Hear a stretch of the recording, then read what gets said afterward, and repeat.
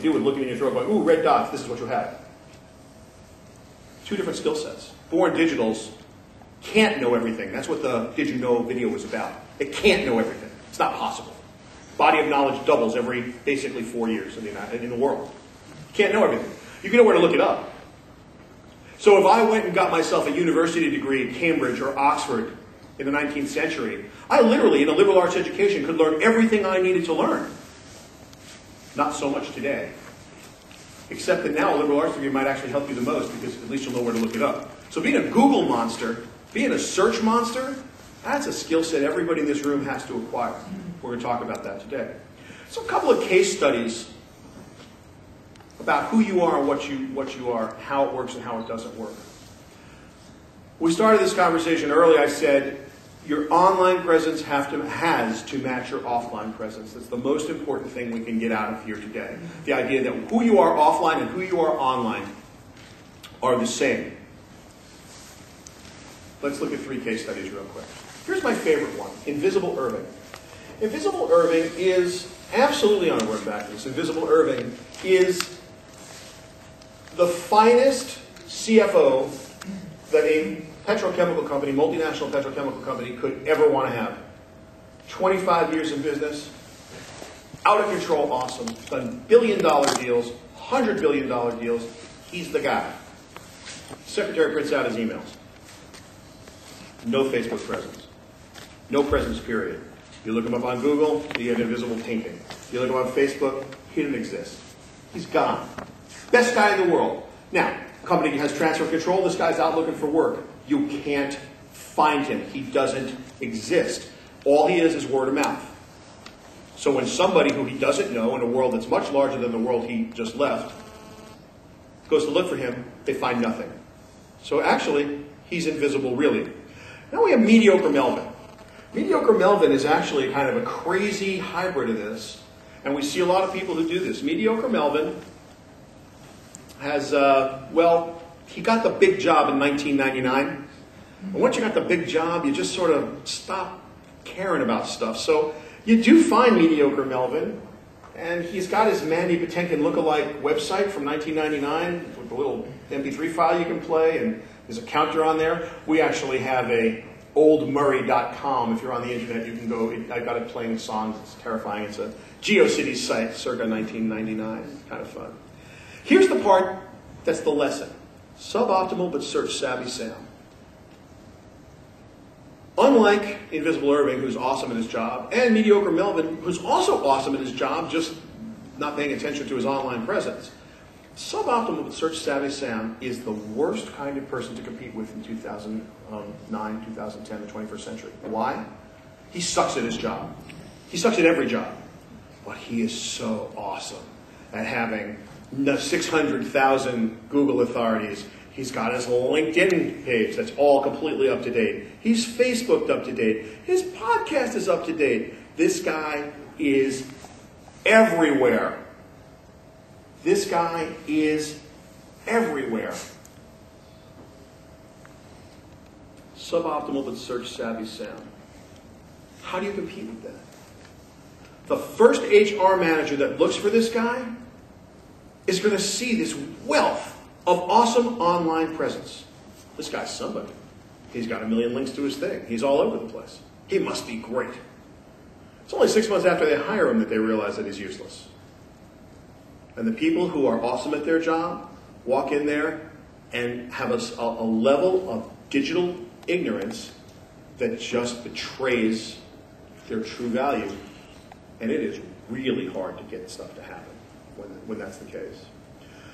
It comes down to basically a really marketing and branding 101 story. And when we started this conversation back 20 minutes ago, and I said to you that we're all publishers, we're all broadcasters, that makes us all online marketers, all of us. Your online presence has to match your offline presence. What does that mean? If I'm going to market a product, if I'm going to take a brand and I'm going to bring it to market, I'm going to try and find unique selling principles and I'm going to try and play them up. I also have a target audience in mind. And each one of us do that every day, right? Our job is basically to cut through the clutter. We've got to get out there and filter who it is, in person and online. Every decision we make, we're filtering.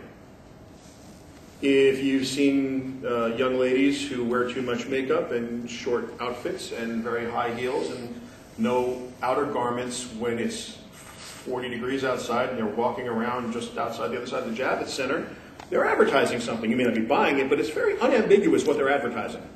They're dressed to sell. If you see somebody wearing a business suit, he's got the Rolex and he's got the BMW and he's got it. That's a filter. That is an absolute filter. Every day, we deal with brands, right? We deal with them every single day. There are 3,000 brand images we see every single day. And we have to figure out what those brands stand for. We get to make those decisions. Well, now that we're one of 55 to 100 million broadcasters, and we're one of 300 million individual brands, absolutely individual brands available online, we have to come up with a presentation of self in everyday life that appropriately filters our audience exactly the same way that a brand does. It's one of my favorite slides. You're part of a tribe, and that's what this whole point is about. You wear your clothes, you wear your car, you wear that StarTAC phone, you wear your beer, the trappings of success. It says who you are. Our businessman persona here, Murray. Murray's got the same boat. He's got the same thing going on. He's wearing the watch, he's wearing the car, he's wearing the iPhone, he's wearing the vodka, he's wearing the uniform. That's offline. How many lengths do we go to? You'll spend 15 minutes in front of the mirror in the morning putting on your hair and your makeup. You'll stand in front of the mirror to make sure your tie is adjusted properly. You'll make sure that your shoes are polished. You're going to a serious business meeting. You're going to get dressed. And then when they go to Google, this is what they see. Does that make any sense to anybody?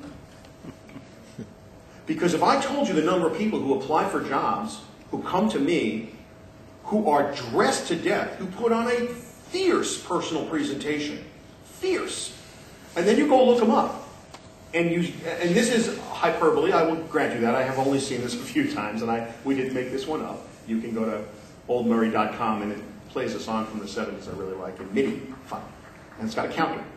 I've only seen a few of these, but this is basically a strong representation of the problem. So, what are your Google authorities? What are they really? Google authorities are basically the little number, Google says in 0.02 seconds, we found X number of thousand occurrences of what it is you searched for. Put your name in quotes, first name, last name, quote, first name, space, last name, unquote. See what comes up. How many of them are you? Is it your LinkedIn page that comes up? Is it your Facebook page that comes up? Your blog, your website? Do you have any of those things? What comes up?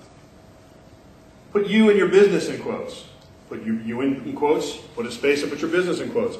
See what happens when people search for you. This shouldn't be done when I'm asking you to do it. You should be doing this once a week. If you're serious about your business, you should yourself, as a business person, as a digital entity, you should be doing it once a day. What do you look like online? What's your Facebook profile look like? Raise your hand if you do not have a Facebook page in this room. Okay. Put your hand down. Sorry, you need to embarrass you. We'll talk about Facebook in detail in the second section. If you don't have a Facebook page, that's fine. But when people come to your Facebook profile, what do they see? They see an abandoned Facebook page? Do they see a Facebook page that's moderately used? Is it a presentation of you as a family person, as a party animal? What do they see? What are you putting out there?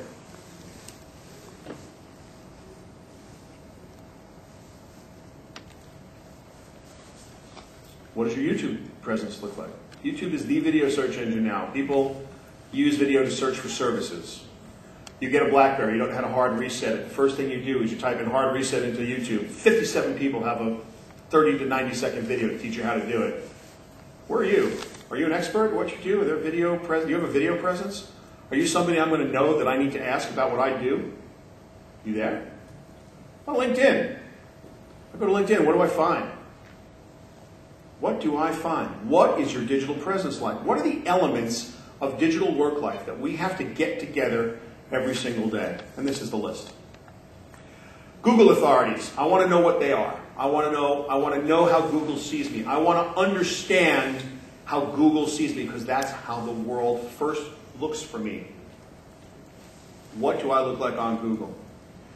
You might need to look, if you have a website, at your Alexa ranking. You might want to find out, there's about 50 of them, Google Analytics, Alexa, Quantcast, there's a billion of them, free services that let you find out how your page rank is in the overall scheme of the internet, the World Wide Web. If you've got a blog, what are your Technorati tags? If you're using Technorati, how many people are tagging you? Where are you in that whole blogosphere? Where are you in the whole podcastosphere? Where are you? It's a ratings game. It's a numbers game. How do you show up? What do you look like? How many email accounts do you have, and are they appropriately structured? Your primary email account, your work email account. How filtered is it? Who can get to it? You don't have one of those ridiculous auto messages on it. Then you've got your secondary email account, the one you actually use. Maybe it's a Gmail account. Maybe it's a Hotmail account. Maybe it's a Yahoo account. It's the one you actually use with your friends.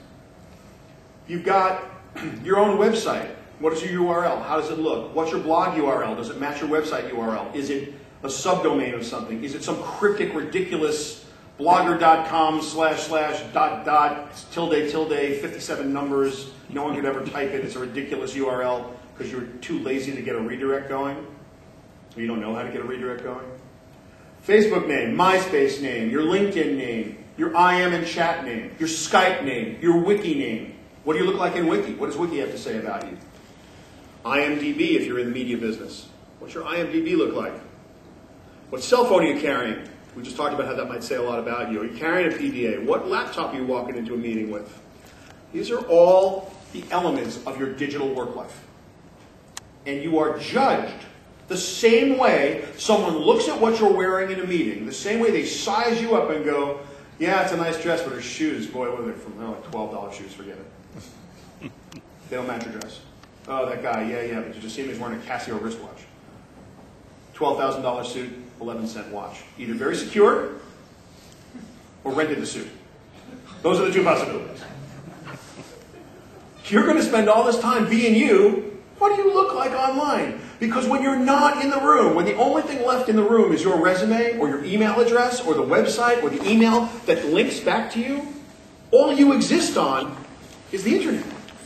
What do you look like? So, let's talk for a second about emails. You're going to need a bunch.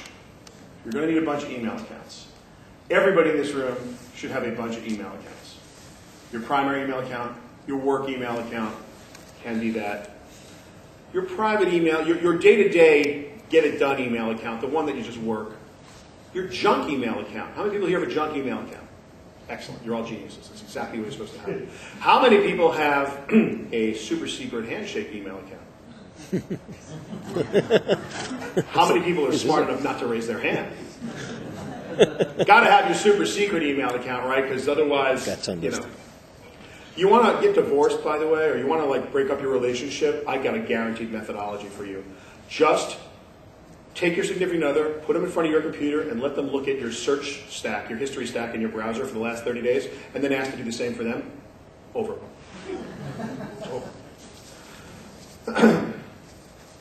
Please God, we've got to carry the right phone. I don't care what it is. You're going to a business meeting in 21st century. I don't care what the phone is. It cannot be a StarTech.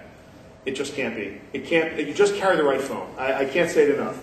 And I know times are tough. I know the economy sucks. I know these phones are expensive, and they're expensive to change out, and they torture you. If you want to say to somebody that you are in the culture and on the cutting edge, then you need to have trappings that subtly say that, so you don't have to stand up in front of someone and go, I'm really great at this. Because nobody's going to believe you when you say that. Oh, I'm like Mr. Digital. Yeah. You're Mr. Digital, but that's a Dell from 2 years ago running XP, because, wow, that's kind of cool. That was about $449 in Walmart. I mean, it's not going to fly. So if you're going to make some investments, if you're going to go to Brooks Brothers, or if you're going to go to Bloomingdale's or Saks, you're going to drop some hardcore coin on what you're wearing, and you walk in there with technology that's not current, you have only yourself to blame. Have current tech. We will talk long and hard about the value propositions of iPhones and the App Store in the 2 later sections. Again, we have to make sure that our Google authorities are seriously taken care of. And how you do that is pretty much what this whole conference is about. So I'm going to make the bold assumption that everyone in this room knows how to search engine optimize, search engine market, and understands Google optimized pros, and understands how to get all that done. And if you don't, see me after class. A cheesy website is awesome compared to what Old Murray looked like. Some templated website that's just, it's not going to change very often, so you just put it there. It's going to be fine. Just have a website. It's 1,000 places you can get one. They're cheap. They're $5 a month. It doesn't need to be complicated. It doesn't need to be gorgeous. It just needs to be current best practices, and have stupid stuff like your bio, if you're someone that has to have a bio, not your resume. Under no circumstances do you put your resume online. The only place your resume is allowed to go online is in LinkedIn, and we'll talk about that in a later session today. If you are the type of person who could have a bio, because that's the way bio, then you put it there. Client list if it's appropriate, what services you offer, some articles you've written and links to them. An easy way for someone to go and just look. And if information's not going to change that much, then it's absolutely fine to have a little website that just minds its own business. And then set your privacy settings on Alexa and make sure that no one can realize that it's the 15,444,000th most popular website online, because that's not going to help you. If you're going to have a blog, and we're going to talk about this also later, this is really just the overview session, you have to guarantee that you are going to keep it current. You have to work it. The average number of blog entries for a new blog, of the 5 billion blogs that are out there, is 11. There's no 12th entry. There's no 12th podcast either. There's nothing worse for you. Nothing you can do worse in this world than start a blog with a URL that someone can find and abandon it. Oh my God. Google will cache it. It will be there. People will find you. They go look for you on Google. That's a link that's just there. Google loves blogs because Google loves XML, because Google loves the way the RSS is fed out. And you are going to find yourself just looking like an idiot. Don't start a blog. Put a little website up. Little websites that are static are meant to be static. They got 5 pages. Fill out the 5 pages. Make them relatively okay. You're done. No one's telling you you have to be online every day to do that. But boy, you abandon a blog, do that at your own peril. You abandon a Facebook page, you're an idiot. Delete it. Don't abandon a page. Do not abandon a page on the internet. Don't start it. Don't abandon a page on the internet. Your social media sites, your social media facings are so much more critical today than they were yesterday, and they will be so much more critical tomorrow than they are today. It's crazy. People like to talk about LinkedIn, people like to talk about Twitter, people like to talk about MySpace and Facebook and YouTube, and this is just a representative set of logos. Twitter's the code word or the password for 2009, right? Everybody's talking about Twitter, Twitter, Twitter. You want to vomit every time someone brings up their social media. What you have to understand, what you have to take to heart, is that this is not about the technology called Twitter. This is about the real-time web. This is about real-time data streams. This is about your car being hooked up to a 4G network in 2 years, and instead of news, weather, and traffic coming from the radio, your car is delivering it to other cars, and you are getting information basically in real time by just being. This is holding a mobile device in your hand that's 4 megabits down and a megabit up, a 4G device. You will only be able to buy 4G devices in 3 years, the way you can only buy 3G devices right now. This is about living in a world where real-time data now matters. So whether it's Twitter or Facebook's feed or MySpace's feed, it doesn't really matter, or Plaxo or LinkedIn, we don't care. It's the real-time nature of this publishing and the collective ambient noise and filtering it that is the story here, not Twitter. Twitter's not the story. Your social media presence is absolutely as important as getting dressed in the morning. If you don't have one, that's great. But if you have one, you have to be on top of it. AIM and Skype, they're part of the elements of digital work life. Personally, I'm not that into AIM. and I'm not that into Skype, but I do use them, and they have a very important purpose. And again, there's a ton of hardware you have to have your hands on. Have real hardware. The new, like, I'm not a desktop fan. I have a couple of killer desktops because we do a lot of production. My life is this computer here. And we'll talk about that in the last session. This piece of hardware is a formidable piece of hardware. God bless Steve Jobs. The idea that this thing exists is really quite spectacular. I mean, it's almost magical. It's expensive, but it's almost magical. What software do you need to know? What do you really need to know? What software do you have to have in stock to get a job in the 21st century? And I don't mean superficially know it. I mean back of your hand know it. Not I drive a car to work, I can fix the car. Not I can fix the car, I can rebuild the car. What software do you need to have in stock? What production tools do you need to have in stock? We're living in a rich media world. If you remember the last election, we had fun with Sarah Palin. That was fun with Photoshop. A lot of creative people decided they were going to make a lot of fun of the vice presidential candidate. Putting her in a bikini with a weapon and putting her head on it. It's like, wow. And then putting it on YouTube and putting it on Facebook and getting it out into the tweetosphere and getting it out into the blogosphere. And all of a sudden, common people with uncommon reach, common people with uncommon production capability, common people with extraordinary opportunities to do good and to do bad and just do. Where are you in that food chain? How good are you? For $100 and I'm going to get a sight gag here. For $179, I can get a Kodak ZI-8. It's an HD 1080p camera and a 5-megapixel still camera. It's $179 with a removable battery, a microphone input for an external microphone. This is $179, and in a crazy world, you want to connect it to the internet? The USB cable is built in. It's $179. What do you think is going to happen when digital natives, born digitals, digital immigrants, serious people who think about the tools all day long, who can easily ingest this video, easily edit it, and easily tell stories with it, how much better at their jobs are they going to be than you are at yours? What do you need to know? Let's talk best practices for a second, just so that we can talk best practices. We showed these are the elements of digital work life that we talked about a minute ago. It's a little hard to see, but I'll read it to you. So my Google authorities, this deck is from about 6-8 months ago. 400,000 or 500,000 Google authorities when you type in Shelly Palmer.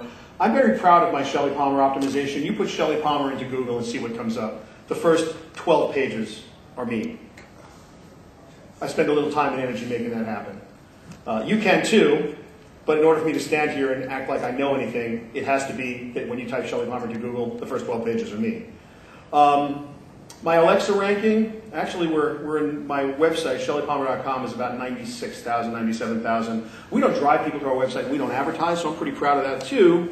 Because we get a lot of people coming to the website because we are linked all over the place to make people come to the website, although we do no advertising whatsoever. And by the way, I don't sell anything, which is even funnier.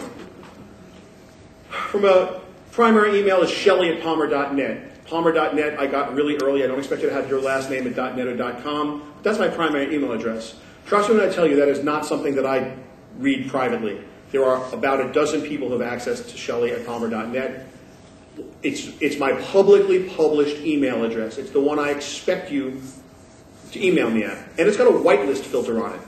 And that whitelist filter means you have to have either answered a challenge so it reduces spam, or I have to have sent you an email to get it, but it's still my totally public email address. I have a secondary email that absolutely has none of that crap on it, shelly@shellypalmer.com. Shelly@shellypalmer.com is an unfiltered, and I get a ton of spam, and we have Postini and some other filters, and we try to do the best we can to de-spamify it, but that's an easy access. That's my working email address. Not the public one, it's the working email address that I give to people who I want to do a little business with, sort of quietly. S22284@gmail.com is my super secret handshake email address. Nobody knows it. It's awfully cryptic. Who knows what 220 and 284 are, by the way? Someone in the room? Two separate numbers, 220, 284. They actually have a meaning, a mathematical meaning. Does anybody know? They're called amicable numbers or friendly numbers. Pythagorean friendly numbers.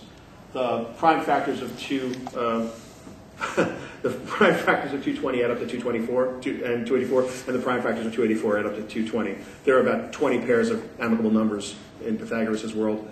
We'll find more, but you have to brute force the method, and I'm a little insane. So 220, 284 is they're Pythagorean amicable numbers. My website is shellypalmer.com. It's pretty cleverly named, I think, because my name is Shelly Palmer, so that's probably an okay name to have. Your website should probably be something like your name. It would be very helpful if it was. My blog is shellypalmer.com. Isn't that crazy? Yeah, they're both connected. My Facebook account, I use my Facebook name, the shellypalmer.net email account, and unfortunately, I got in a little late, so I'm Shelly Palmer, New York. Believe it or not, there are other Shelly Palmers, Shelly Palmer NY in my Facebook URL. I don't really care about that, to be honest, because it's not a way that I send people to Facebook. I also am a little bit up to the limit of my Facebook friends, and so we're going to go to fan pages now, so it's become a different thing for me. This is not an issue for most people. MySpace, shellypalmer.net. LinkedIn, shellypalmer.net. IM and chat clients, S22284. There's a huge reason for that. I don't want you to find me. I'm uninterested in having people I don't know find me on IM. It is useless. Right? I only want the people who I want an absolute connection with to know that, so it's cryptic as all get out. Skype, on the other hand, Shelly Palmer NY is important to me because I have Skype open all the time, and if you are one of my friends in Hong Kong or London or around the world who uses Skype, I want you to understand, yes, that's the Shelly in New York, go, that's the one I'm looking for. That's a telephone directory listing. So you want to make that as, I could have had Shelly Palmer, in fact I do have Shelly Palmer as a Skype address, but it's not as valuable because there's just too many of them. Well, I mean, it's a fairly unusual name. I thought the name was unique, but it isn't. There's about 90 million Shelly Palmers, so I had to put it so that people would know that this is the one that they know who's in New York. It's a phone listing, a phone directory listing. Wiki's under my regular name. IMDb, I have my aliases as well as my stage names. Believe it or not, my mother named me Shelton Lee Palmer, L-E-I-G-H. She had a hell of a sense of humor. But I'm credited, a lot of my film and television credits and my music credits go that way. I do carry a BlackBerry Curve, I do have an iPhone, and I do have a MacBook Pro 17 inch. These are the elements of my digital work life. It's just a better, and your version of it's going to go something like that. Now, there's one thing I like to finish the first session with that I think is the singularly most important thing I can tell anybody today. And I may not have standing to tell you this because I'm not a psychiatrist, I'm not a psychologist, I'm not a guru about sociology. I mean, I'm your basic technology, media, entertainment consultant. But I'm a fairly serious student of the business that I'm in. I've been in the TV business for 34 years, and I've made an awful lot of TV commercials, and I've made an awful lot of TV shows. And I've done a lot of advertising, something like 5,000 television commercials in my career. And I think you will forgive me if I say this in a very assured manner, but I need to say this and you need to hear it because it is so important for the rest of the day and maybe important for you. Both of these people are Murray Walker. That's the stage name we've given to this night sky. Murray Walker, the person, should never, ever, ever show up at the office. Not one work day should Murray Walker ever go to work. The vice president's sales of widgets goes to work. That's a non-trivial distinction. That is a non-trivial distinction. My name is Shelly Palmer. One of my jobs is I'm president of the National Academy of Arts and Sciences, New York. That's a nice organization that gives out the Emmy Awards. This position was held by Ed Sullivan, Walter Cronkite, people as Maury Povich, Dennis Swanson, huge, big industry icon guys. Someone says something to piss me off, someone says something to get me riled, and I act out. Shelly Palmer's not going to get accused or credited with doing something stupid. The office of the president of the Emmy Awards, it will have just done something stupid. That is too much responsibility. You don't do stupid on behalf of the organization you work for. More importantly, when we're talking about an online presence and an offline presence, The issue becomes when I'm in person in front of you, and I'm Shelly Palmer, Vice President of Sales of XYZ, I'm representing the company, I can then say to you, okay, we're off the record now. I can say to you, we're just, let's go chill, let's go have a beer. And if I'm close enough to you as a friend, we can talk about stuff that would be inappropriate for the Vice President of Sales of Widgets, Inc. to talk to you about, but are totally appropriate for your friend Murray Walker to talk to you about, because we have one-on-one proximity and we're close to one another. Now, in truth, you should never do that. You should never do that. But we all do it. That's the doing of life. That's the interpersonal doing of life. And we all understand how to do this very, very well. We're experts at it. Online, you can't do it. Try and send a sarcastic sentence in an email. You think you're being cute, and it comes back to haunt you because no one interpreted it as cute. They interpreted the words. They didn't hear the emphasis you put on the syllable, and they were insulted by what you wrote. When you have an online presence, you don't get the option. You don't get the option to be yourself. Now, there are people who push back so hard when I say this, it's remarkable. They're the same people who think survival is not a form of entertainment, Survivor, and they get all mad at each other in the Survivor councils, and they're saying, well, you lied to me. It's like, the guy's trying to win $1 million. Of course he lied to you, you idiot. Right? So there are people who say to me, well, I can't separate, I wear my heart on my sleeve. My Facebook page is about me, and this is my life. It's like, you're an idiot. No, it isn't. Your Facebook page is a published, public document that people can never unsay, things can never be unsaid, and things can never be unpublished. Are you kidding me?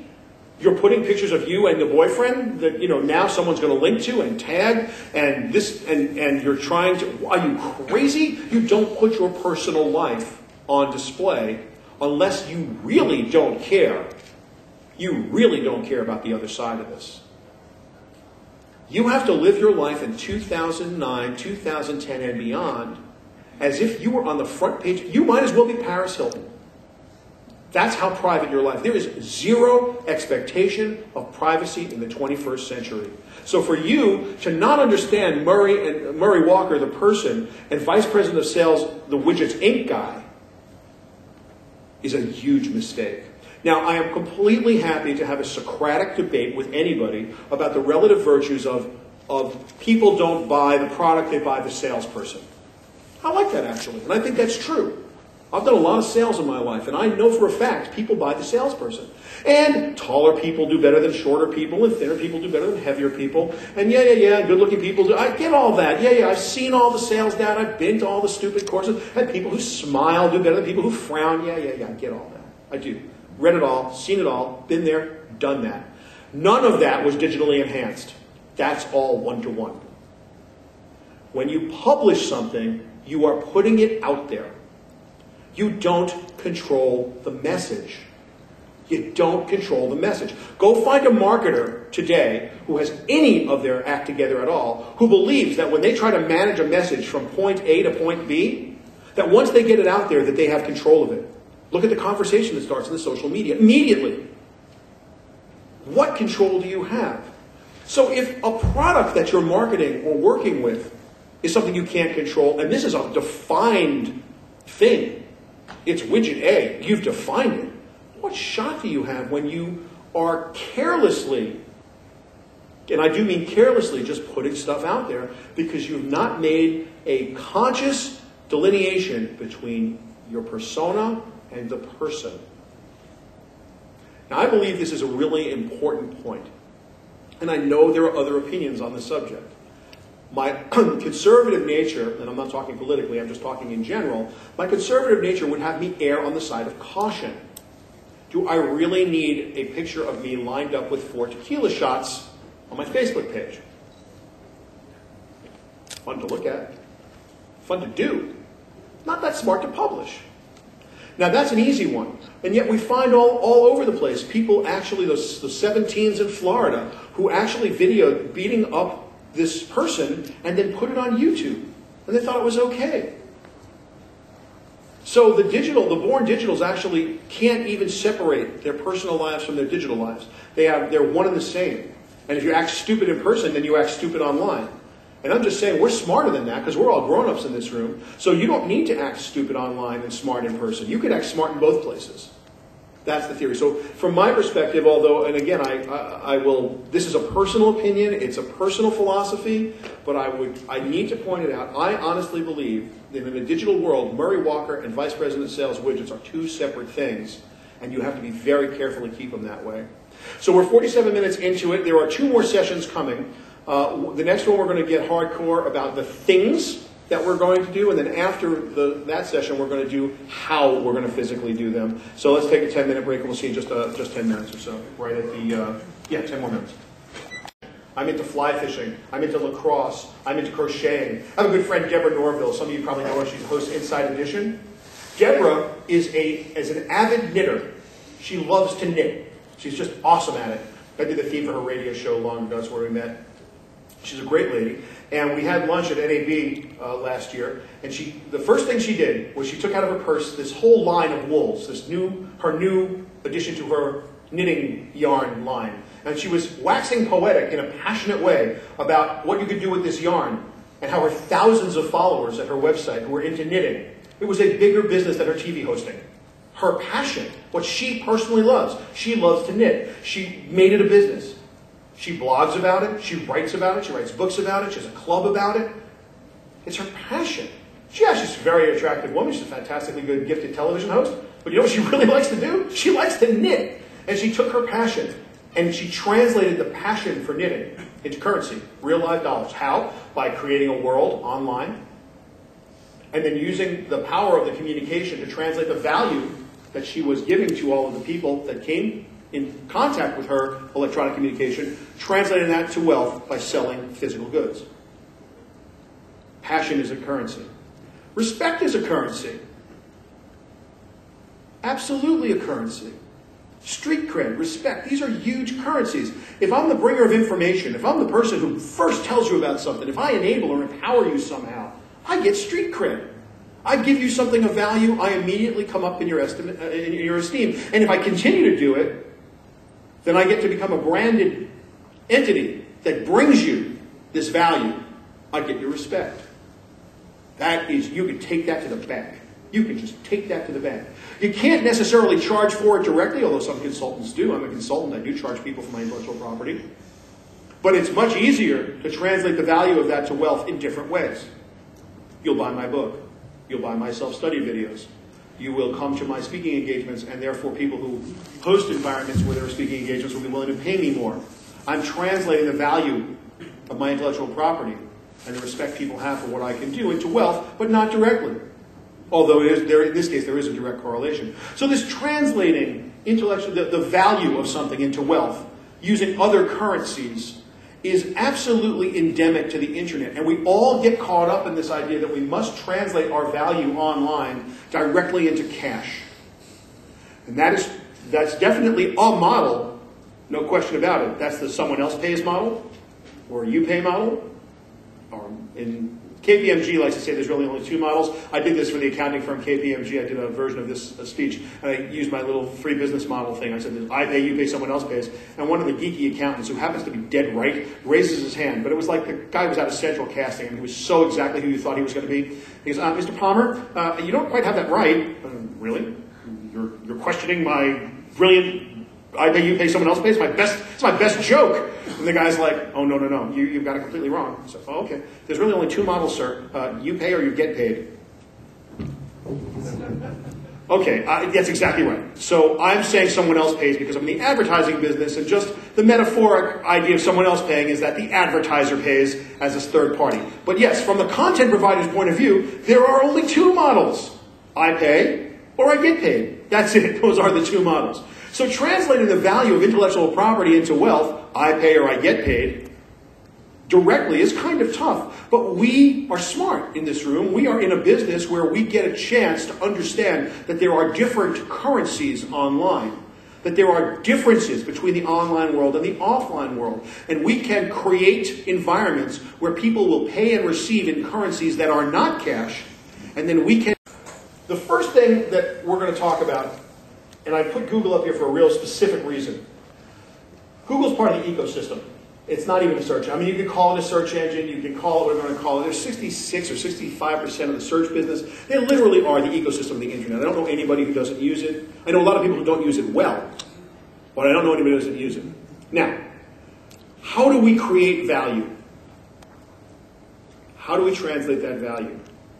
How we create value is we take bits, or we take information. We take a commodity called information, and we filter it, and we add value to it, and we editorialize it, and we turn that information into something unique and valuable called knowledge.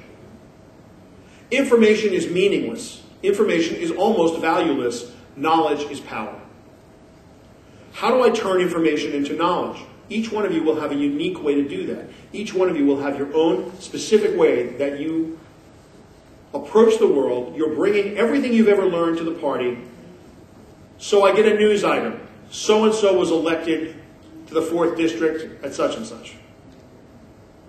That information is available from a million sources. The second it happens, fully commoditized as the pure definition of a commodity. Everybody knows so-and-so was elected. That's the fact of the matter. What does it mean? Because no one can use the information past the point. A select few will go, you know what? So-and-so was elected. Now, such and such is going to lose their seat on the finance committee. So-and-so is going to lose their seat on the armed services committee. This one's going to be, wow, you know what? We have a fundamental shift in power in this particular holy good night. And they will be able to editorialize in a learned way, taking the information, so-and-so won an election in a specific district, and turning it into something hugely valuable, knowledge. Where do I find information? Right now, the ecosystem is called Google, because what it does is it just allows me to search by keyword all day long. Now, since the dawn of recorded history, the speed of information has been directly equated to economic success. Directly equated. If I know something before my competitor knows something, I am going to be able to turn the value of that knowledge into wealth. Famous story about the Rothschilds and Napoleon at Waterloo. You should wiki it. You will love reading it. That's some homework. If I say site colon, what goes next in the Google search bar? Right. What would it tell me? Right, all the links that come back. If I say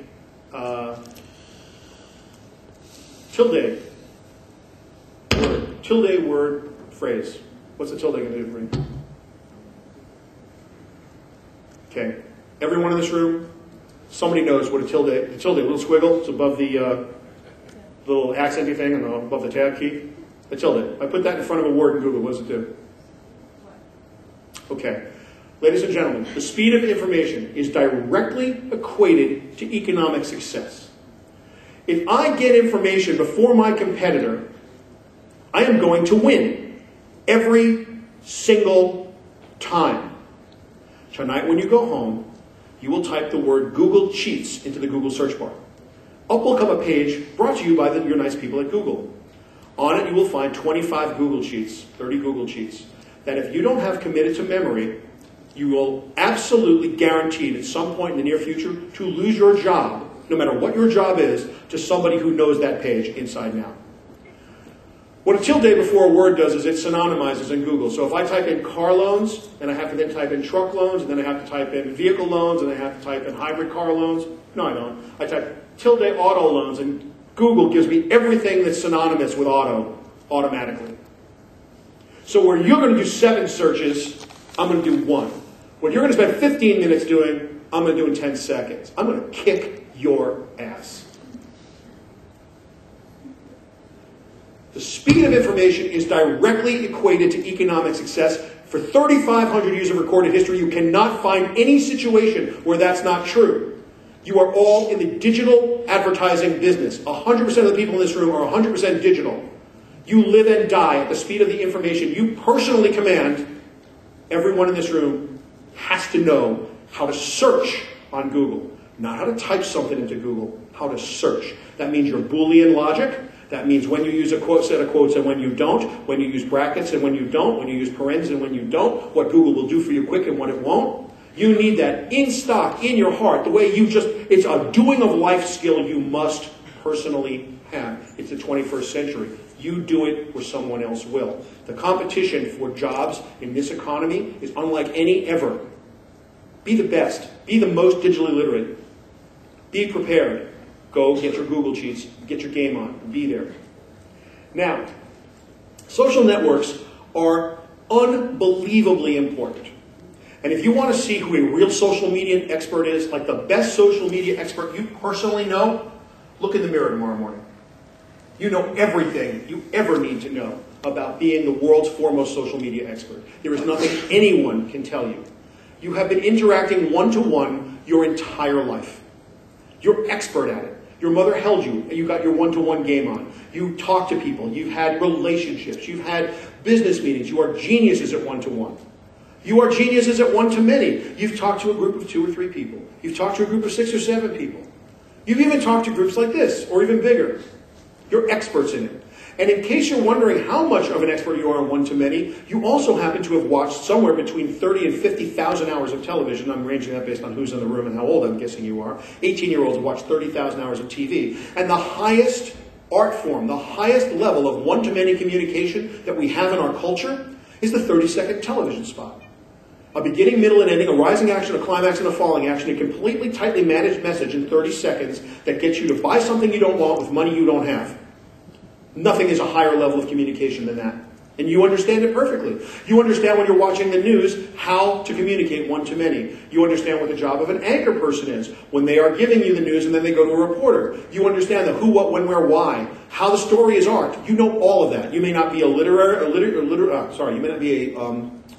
major. You may not have been an English major in college. You may not be, consider yourself someone who is a writer. But I'm telling you, every one of you, if you thought about it for 1 second, you know everything you need to know about one-to-one communication and everything you're ever going to need to know about one-to-many communication. We have a new problem.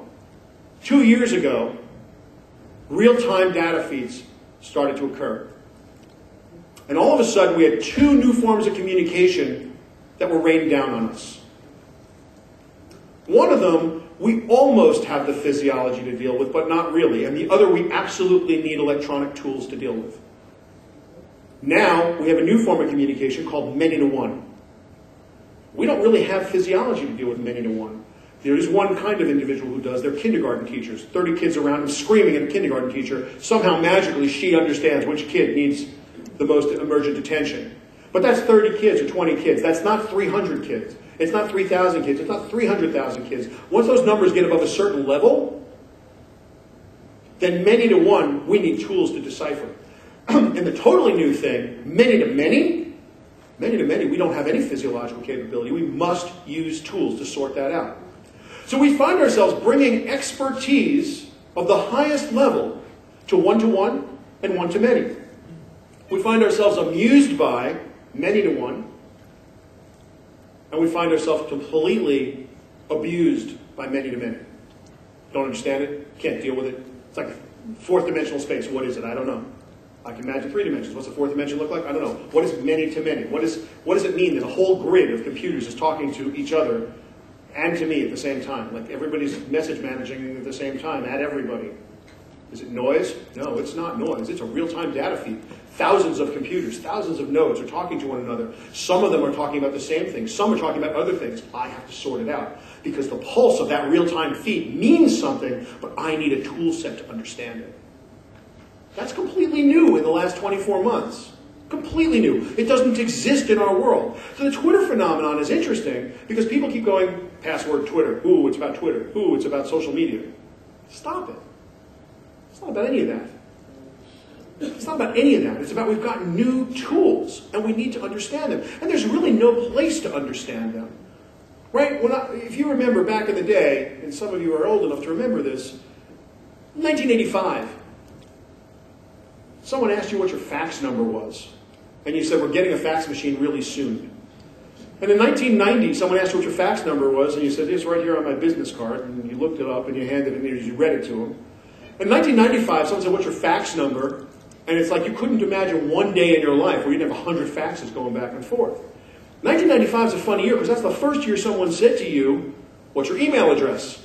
And you went, get an email really soon. We have an email somewhere. 2000, someone said, what's your email address? And you said, cutepuppy43@AOL.com. Right? You knew it. It was kind of stupid. 2005, you couldn't imagine a day in your life, not one day, when you weren't umbilically tied to 6 email accounts. Couldn't imagine it. The unique reality of both of those things is that your boss made you do it. You didn't have a personal fax machine until the 90s.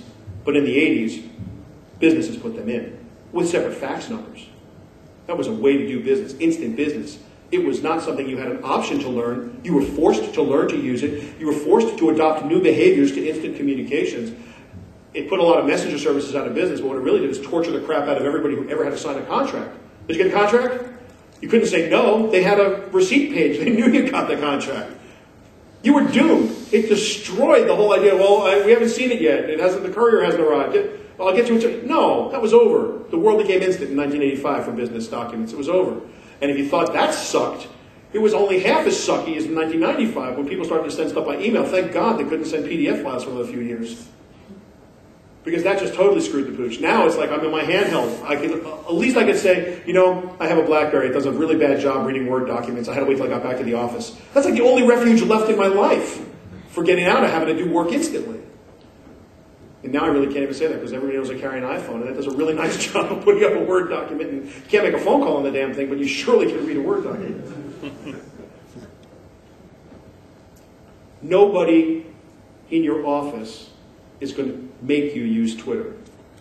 No one in your office is going to make you have a Facebook page.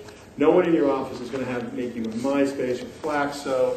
No one's going to make you do any of that. You're going to have to do it on your own. So, just to go over the social networks real quick. Who here has a MySpace page? That means you're in the music business or you're looking for action. Awesome. If you're in the music business or you're looking for action, MySpace is a great place to go. Now, a couple of my really good friends are over at MySpace now, so I've sort of backed off my MySpace humor because they're running the place. But it's still kind of open season on MySpace from my perspective, and I really enjoy making fun of those guys. It isn't what it used to be. It's something else now. You want to have a MySpace page, then you should have a good reason to have a MySpace page. I won't tell you what those reasons are because I won't. I really want to, but I'm not going to. So you just have a MySpace page if you want one. It's not an important thing to have. It used to be important, unless you have a band, in which case it is mandatory. If you're in the music business and you don't have a huge MySpace presence, you're not smart. And I understand, I can't speak from personal experience in any manner, shape, or form, but if you were looking for friends, MySpace is a pretty good place to hang. This is a glorified address book. One more person tells me about Plaxo that it's like the coolest thing ever. I'm going to kill them. Plaxo is a glorified address book. It's very strange as a social network environment. It actually isn't a half bad way to keep your address book updated. I'm not a big fan. I have a Plaxo account. LinkedIn. LinkedIn is interesting. It's the only place on the World Wide Web where it is fully acceptable for 100% of your resume to reside. And if you're going to use LinkedIn, I would argue, if you decide to have a LinkedIn profile, that you should actually put everything you ever did in your life into LinkedIn, from a business standpoint. I was a camp counselor at age such and such a camp. I was a lab technician, and I worked as a candy striper at the hospital my junior year. I mean, every single resume item you could ever think of into LinkedIn, and here's why. That automatically gets you into the networks of the people who did like things at like time. So if you want the most power out of LinkedIn, it's not really the way it's supposed to be used, but the reverse lookup on LinkedIn is hugely valuable to you if you are fully invested in LinkedIn. So if I'm in all of the networks that LinkedIn offers me to be in because of the wealth of crap I put into LinkedIn and spent the time doing, all of a sudden, when I go looking for a job, I can go find out if I really, well, the guy who had the job before me, the woman or man who had the job before me, why'd they leave? What was the boss like? Who was their boss? Who knows? Who do I know that knows this person? Who do I know in my network that actually can give me the inside skinny? Not the HR person, not any of that. Just who do I actually know? If you are fully tweaked in LinkedIn, LinkedIn is a phenomenal reverse lookup engine. And it's great to vet things like, maybe you don't want to go there, maybe the compensation is going to be awful. You will find things out about companies that you're thinking about because you are tangentially related to them, and LinkedIn accepts that as being enabling you or empowering you to be part of a network that's associated with that job or that company. It also lets people find you who you may or may not think are valuable, but that's the whole point of being found. You don't have to acknowledge that you're found, but it's a fairly profound environment if you use it right. I like it very much. I like it very much for reverse lookup. I don't really think it's that valuable for the other stuff. Their whole for-profit in-mail thing is kind of a, I don't know what it is. And certainly this idea of, will I introduce you to so-and-so because you tangentially know me, that's not a really good way to look at anything. So, but I do love LinkedIn for lookups. Oh, this is sort of a total aside. HR people do use LinkedIn. They'll look at your LinkedIn profile. There's a fairly significant argument that if you are applying for a job as opposed to putting yourself in contention for a position that's going to be created for you. So executives at a certain level don't actually get jobs. They go and they talk to C-suite executives and they are hired into positions. But if you're out there putting your resume out there, you're looking for work, there's a pretty good argument for not putting your picture in LinkedIn. HR people generally don't like to see pictures on LinkedIn because they have liability about, are you a 30-something-year-old woman and they didn't hire you because they're afraid you're going to get married or pregnant or you're just engaged. They don't want any of that. If they don't see your picture, they don't know who you are. There's no profiling. So there's an argument I've heard made, and it actually makes a lot of sense. I've heard it from several HR people. If you were going to use LinkedIn to find a job, it wouldn't be the worst thing ever not to put your picture on LinkedIn. Certainly not necessary. As opposed to Facebook, which is 100% about pictures. Now, everybody in this room has a Facebook account except for like 4 people. This I know, because we've already done the hand raise. I've already told you that you don't want to put anything in Facebook that you wouldn't want your boss to see, your soon-to-be boss to see, your future boss to see, your significant other to see. There are some really funny Facebook stories. There's books about Facebook. My friend David Fincher's making a movie about Facebook. There's a lot of funny stuff going on. The number one rule about Facebook is that it is a fantastic way to interact with people that are your colleagues if you don't make it a popularity contest. As soon as you fall prey to the I need 5,000 Facebook friends because my friend has 4,000 and I need to beat them to the punch, as soon as you get into friending everybody, as soon as you get into friending people who you don't personally know in any social network, you've crossed the line and the value prop is over. Now it no longer has a value to you as a social media tool. Now it's an advertising tool. Totally valid, but you have to understand the strategy. If I'm every single person that asks to be my friend and I don't actually know them and I don't bother to vet who they are, now I've just created a public social network. It's fine. Use it accordingly. If, on the other hand, I'm only friending people who I actually know, interesting things start to happen. Really interesting things. For example, 2 Mays ago, I was in China during the Sichuan earthquake. I was in Beijing, and I was sitting down with my Facebook profile open in the middle of the afternoon because I had some business to do in the States, and I was on a Facebook chat with someone. And all of a sudden, I hear a car horn, really loud. And it goes on for like 30 seconds. And then it goes on for like another 30 seconds. I'm a minute or so into this car horn, and I'm going, what is this? And I stand up and I look out the window. And as far as the eye can see, up and down the main drag in Beijing, every car is stopped and the doors open and the drivers are standing next to their cars leaning on the horn. And every person, it seemed, in all of China was standing outside the buildings with their heads bowed. And this was a 3-minute demonstration in solidarity for the earthquake victims. And it was pretty obvious what it was as soon as you got to see it, but I'd never seen a sight like it before. I was on the 23rd floor of this hotel, and I was street side, and the view was just spectacular. This street, as far as you could see into the horizon, cars were stopped. This deafening car horn sound, and all the people lining the streets with their heads bowed. So I sat down on Facebook, and I wrote an update. this is really interesting. Solidarity, earthquake, blah, blah, blah, blah, blah. And I sort of wrote what I saw. Not 5 minutes later, the car horns just stop, and I kind of sit down. And I actually got a little misty because we couldn't get a bottle of water to the Superdome in a week. And these guys were sending truckloads of heavy equipment out to the Sichuan province the second it happened, and they were getting it done. It really showed a level of concern that you just never. It was honestly one of the most emotional moments of my life, and I'd never seen anything quite like it then or before. I get a Facebook message back from Matt Small at the AP, who's one of my Facebook friends. He says, dial this number, call the assignment desk in Washington to file a radio report. You're our only feed on the street in Beijing right now. Pick up the phone, call the AP, the editor's waiting for me. I tell him what I saw. He interviews me for a second, do 8 minutes on the phone. That report was on 11,000 radio stations for a week. I hadn't done a real radio report straight up since college. I was AP's reporter, feet on the street, about the Sichuan earthquake from Beijing for a week.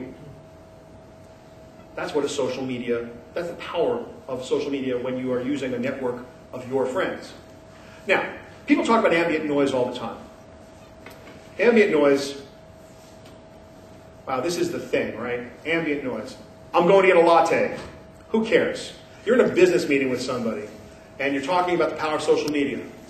And invariably, someone of a certain age will stand up and go, I'm never going to do that. That's ridiculous. These kids are saying I'm going to the bathroom. It's ridiculous. It's like, yeah, that's true. That is ridiculous. That's absolutely, I can't actually push back and argue there. So here's a ridiculous tweet.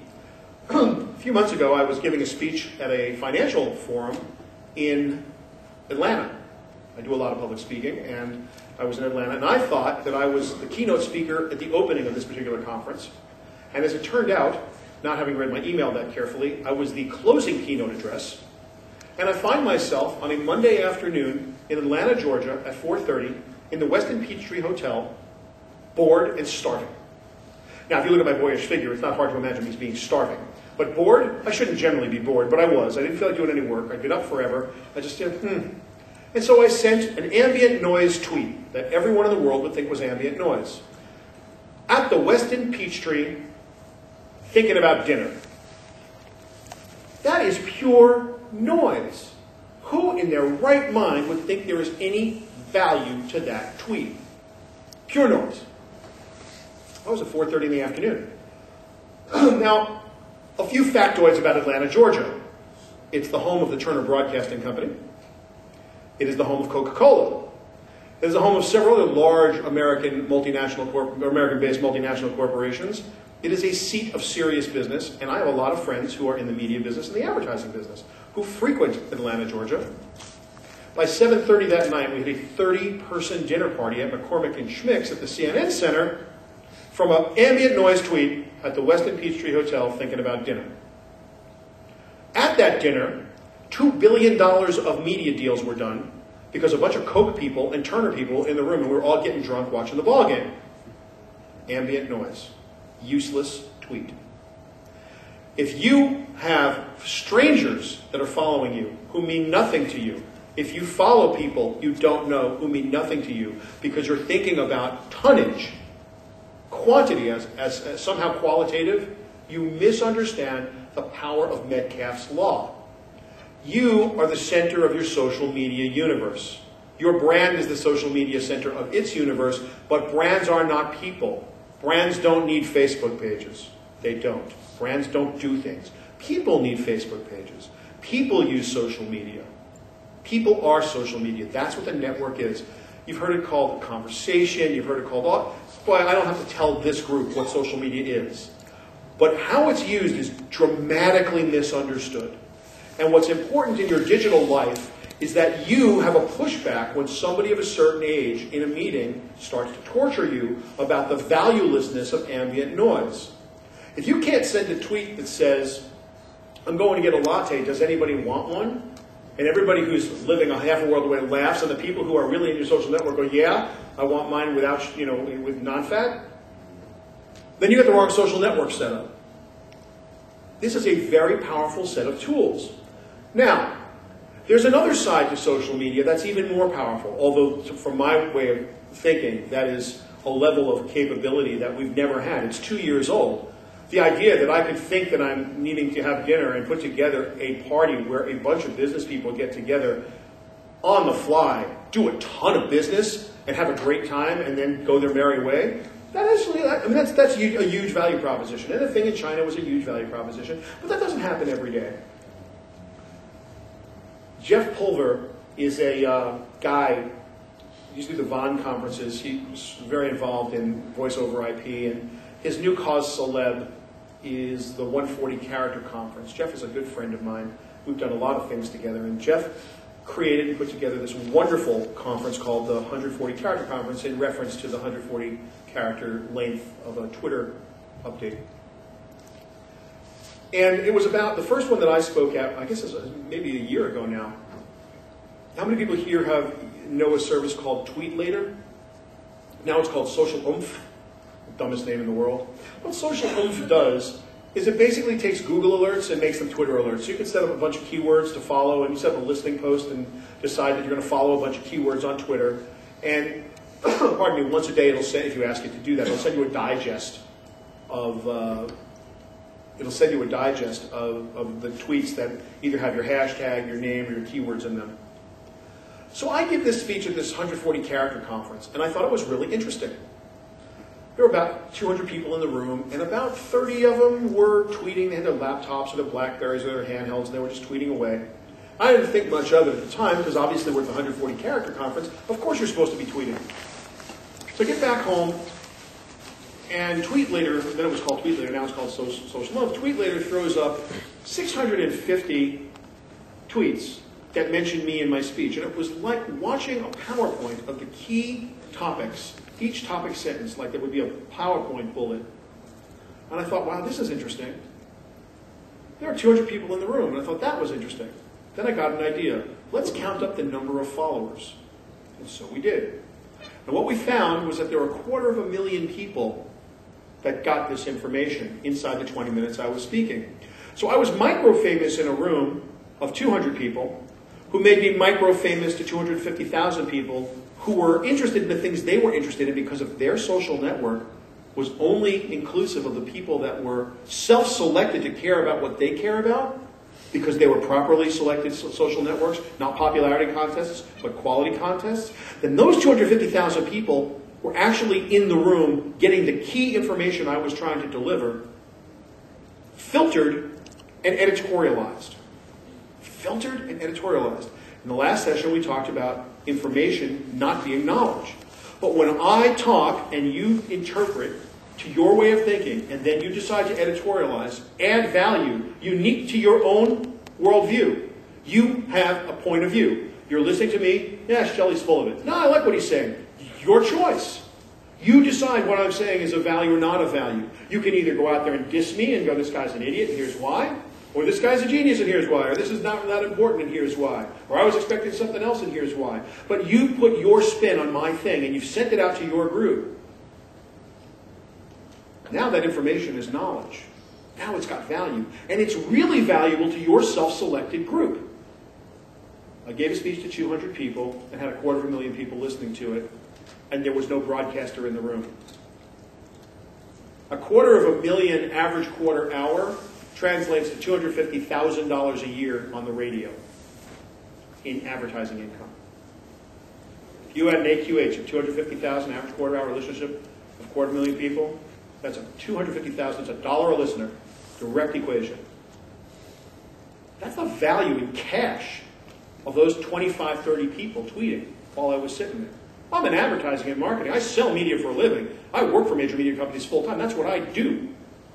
You don't think that got my undivided attention? That was practically a year ago. Do you know what happens now when I'm in a conference and people are tweeting their little selves off, going crazy tweeting?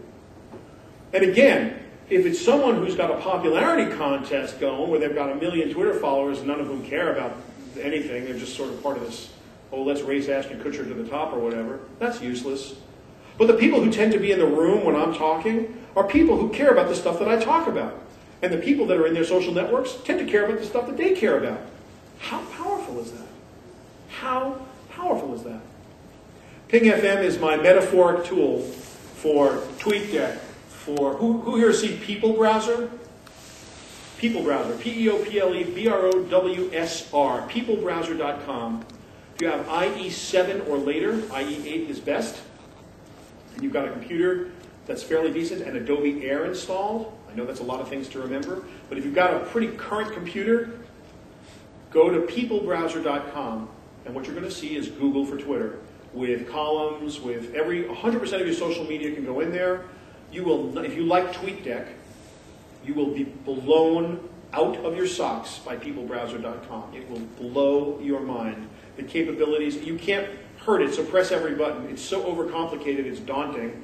But when you just go there, you set up columns and tabs for anything, and it is an awesome social media experience for 100% of your social media, peoplebrowser.com. And of course, if you update to one, it'll update to all of your social media, and it's a really interesting way to manage all that.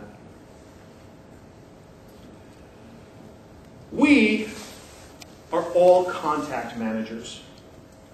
There's this concept of content being king, and I don't believe that. In my book, Television Disrupted, I dedicate a whole chapter to the idea that contact is king, not content.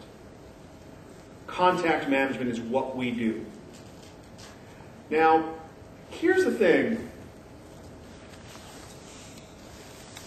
Gutenberg invented the printing press somewhere between 1580 and 1590. No one actually has the exact date. It was invented in China 3,500 years earlier than that. It was clay movable type. But the Western movable type printing press was invented in the Rhine River Valley in Germany somewhere in the 1590s, and Gutenberg's credited with getting that piece of technology together. Now, it would have been unbelievably easy for Gutenberg to send a personalized printed message to every resident of the Rhine River Valley in 1590. It would have taken him until 1640 to do it, but it was possible. Just a lot of labor. Thankfully for everybody in the Rhine River Valley, bulk mail, junk mail, wasn't actually invented until 1920, when Mr. Sears thought dear occupant or dear friend would be a good way to address a letter, and they'd make junk mail. Good for catalogs, good for junk mail. It wasn't actually possible at that point to effectively address it, dear Mr. Palmer. You could do it, but it was expensive and it didn't make a lot of sense. Till the 1960s, when the high-speed laser printer was fully deployed, not only invented, but fully deployed. And at that point, the idea of not sending a totally personalized piece of mail made no sense at all.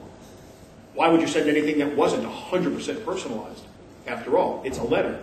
Send a printed piece that's a bulk mail printed piece, or send a personalized document. There's no middle ground. You can do it. You should do it. It had been possible for several hundred years, but it wasn't practical until the 60s.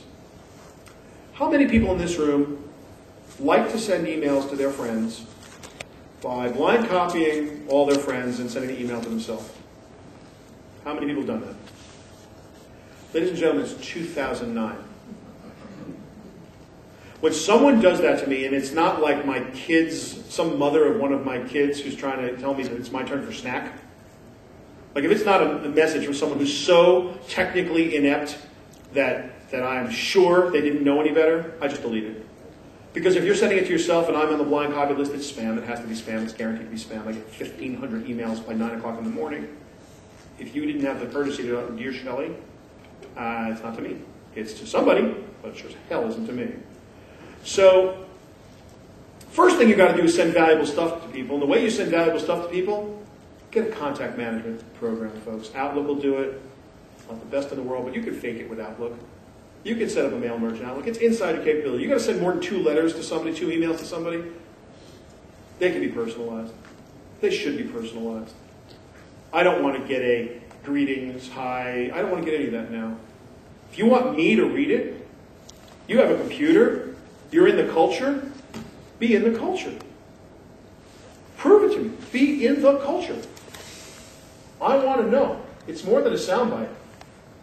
It's more than a soundbite. You're definitely going to have to contact me. Now, we'll talk about the tools we can use in a minute, because there are some tools you can use to do that. What am I going to send? How am I going to send it? How am I going to be plugged in? Let's see what we can do here. Alerts, right? I can set up a bunch of keywords, so I'm absolutely on top of my game every day. If I'm going to get something to send to somebody, how am I going to come across it? I got to set up all my alerts. So am I going to take bulk emails from the New York Times? I could. That's one way to do it, but I want to make sure that I got all my keyword alerts set up so that I'm always getting information that I can turn into knowledge. Because if I want to trade in the currency of respect and street cred, if I want to trade in the currencies of the internet, I want to be plugged in. So I need to have stuff that's emergent. I can't wait for the 6 o'clock news. I'm not going to look at a newspaper. That's dead trees with ink on them brought to my house by gas guzzling trucks a day late. Anything in the newspaper is yesterday's news by default. It had to happen yesterday. They printed it last night. The BlackBerry is where I'm going to get my information. My iPhone's where I'm going to get my information. I'm getting my handheld. Boom, I get an alert coming. Set up your New York Times alerts. Set up your Wall Street Journal alerts, Reuters, AP. All the wire services that feed the news organizations will feed you too. You're an expert in your field. You personally are an expert. Are you the best in the world at what you do? If not, that's your fault. You can be. One of the things that will make you the best in your world is what you know about what you know. So can you turn information into knowledge? Then why shouldn't you get the raw information? Do you need to wait for Lou Dobbs or Glenn Beck to tell you what to think? Or Bill O'Reilly, being pejorative here, or Rachel Maddow, or Keith Olbermann, or even Brian Williams. Are you waiting for these people to tell you what to think? No, you're not. You can take the raw data and you can turn it into knowledge yourself. You know what it means in your field specifically. You should be following everybody you care about, and you should have every alert set up for every news source that matters in your industry. How many people here use social bookmarks? How many? Okay, wow, that's less than half. Ordinarily, I don't go through this but this is really important. Social bookmarking is probably the singularly most underused, most powerful thing at everybody's disposal. If people use social bookmarks, tend not to use them right. Everybody knows what a bookmark is, right? Raise your hand if you don't know what a bookmark is. Okay. So everybody in the room knows what a bookmark is. You're on a website, you bookmark the site, you can get back to it easily. That's easy. Problem is, of course, that bookmark is dedicated to that browser in that computer. That's where it is. So if a social bookmarking site simply just gave you the ability to look at those sites no matter what computer you were on, that would be a good benefit. And all social bookmarking sites, delicious, all of them, every social bookmarking site gives you the ability to store and use your bookmarks wherever computer you're on. That's great. And if that's all it did, that'd be a nice feature. But that's not all it does, although that's the way a lot of people use it. The most interesting thing about social bookmarking is the knowledge base that it creates for you as an industry person. Let's say you are really into search engine optimization. Let's say you are totally into some kind of specific analytics. Let's say you're totally into any very specific thing that people write papers about all the time. And you happen to find them because your job is to go out there and find the things that are most interesting about your industry. So let's say that you're reading about this new tensor calculus and this new linear regression mathematics, this new formula, and you love this thing and you're psyched about it, and you bookmark it because you want to be able to get to it as a reference. In a social bookmarking site, that tag becomes part of your body of knowledge. Now, if you go a little deeper into the social bookmarking site and you start to actually add some metadata being data that describes the data, or data that describes the data. So now you start to add tags to this document. And you start to take the things that are most important about it and tag it in the order that it feels important to you. And then you forget about it. Now let's say you have 500 articles that are all on the same subject. You can now search by tag, and if that's all social bookmarking did, that would be great. That's not all it does. The coolest thing about social bookmarking is the word social. Because your group of friends gets to see your bookmarks and you get to see their bookmarks because you're in a social network. Now remember, your social network is only as powerful as the people you have in it. So if you let every stranger, Tom, Dick, and Harry into your social network is valueless. But if it's your friends and your colleagues and the people you most respect and the people you want to hang with and that you do hang with, then all of a sudden other people who read the stuff you read, who care about the things you care about, who do the things you do, will be involved too. Well, of course, they're very busy social bookmarking their articles that they like, and all of a sudden, a hierarchical listing of the most important, most interesting papers, most interesting websites start to show up in your social bookmarking environment. This is cool. It's the power behind some of the most interesting thought leadership I have ever read. It's absolutely the power behind the most successful thought leadership articles I've ever written, because all of my friends are smarter than I am. All of them. And collectively, they're way smarter than I am. So the coolest part about social bookmarking, from my perspective, is the social networking aspect of it.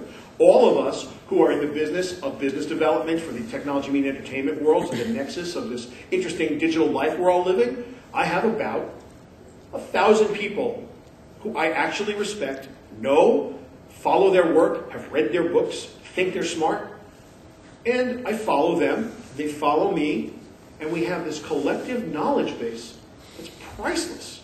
It's literally priceless, because it's the smartest people I know who, in the area that I care about, sorting through the stuff that I care the most about. Social bookmarking. If you're not using it all the way, you should start to use it all the way. It will help you in business in a way that it's just adding a network effect to the doing of your business knowledge gathering and your decision making. It's a hugely powerful tool. Last thing in this section before we take our last break, Wikipedia. Wikipedia, obviously, everybody knows what a wiki is, right? Everybody in this room? Raise your hand if you do not know what a wiki is. Okay, great. I think wikis are the singularly most underused, most powerful tool in the universe. I love them. Wikipedia is obviously its own thing. It's it's its own knowledge base. But if you don't use wikis in your day-to-day businesses with your colleagues, you probably never, you're reading too much email. It's just that simple. Wikis are a fantastic email replacement for group things. And you should really study and learn wiki etiquette and wiki protocol. And if your IT department has wikis that you don't use and you have that capability in your office, it will cut your email, the ridiculous, stupid email. I'll be at the meeting at 4, bring this. I'll be at the meeting at 4:30, bring that. I have this, I have that, you have this, you have that. Wow, put a list in a wiki and just have everybody go in there and update the wiki. Boom, done. No emails. So you go from 1,500 emails about something stupid to no emails about something stupid. Wikis are hugely powerful. If you have them installed, you don't have them installed, learn about them. We don't have the time here to go over it, but it's a hugely powerful business tool. If you don't know Microsoft Office, if you don't understand it, and I'm talking about the way I begged you to understand Google a few minutes ago, you're making a mistake. It's the de facto way people do stuff. So, if you're going to send me an email, I don't want you to use the share tool. That social media share tool that everybody has at the bottom of every single web article. Nobody clicks that. You're going to copy the URL. You're going to paste it into an email. You're going to send me the email. Shelly, I thought you'd be interested in this. That's good. I like that. I like when people send me. Shelly, everybody starts the same way. Shelly, I'm sure you've seen this. 9 out of 10 times I haven't seen it. God bless my power base. God bless my social network. I haven't seen it. If I've seen it, you can't know everything. So someone in my social network will send me not a social network communication, a good old-fashioned email. Shelly, I'm sure you've seen this, but this is a really interesting article about such and such. Written right to me. URLs pasted right underneath it. Their full text-only email signature is below it. So if I feel like picking up the phone and being old-fashioned, I can call them and thank them, or I can shoot them a little email back. If you collect interesting information, and you've got people who you want to distribute it to, and you don't feel like publishing it to your social network because it's not the kind of thing you want to publish, and you want to send an email, make it a personalized email. These are the ways you do that. It's really simple. If you're on a PC, get a program like Act. You can fake it in Outlook, but Act is going to work for you. Goldmine's going to work for you. Salesforce is going to work for you. And now you're going to say to me, wait, Shelly, these are pipeline programs. If you're on a Mac, Daylight's going to work for you. And you're going to say, these are pipeline programs. I'm not a salesperson. Why would I want to have a pipeline program for my contact management? I'm going to push back to you and say, there's no such thing as someone who's not a salesperson in 2009. You're online. What did you send them last, and what was it about? What do you know about the contact, your email contact, your electronic contact? What's your notebook look like?